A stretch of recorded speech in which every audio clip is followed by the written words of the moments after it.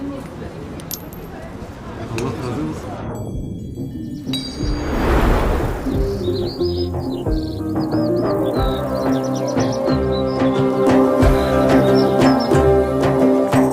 Ben deyreme yılası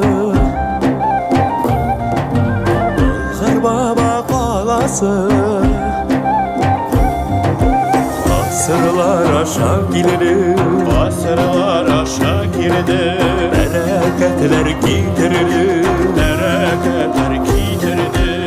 Ya Allah o ya Cebel Kutlu bulsun sağ bulsun baba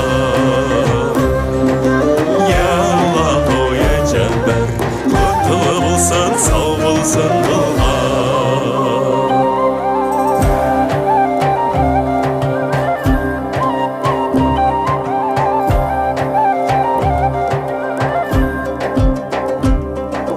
Gönlü bulsun, nur bulsun Kurban duyumlu bulsun Ya Allah, Subhanallah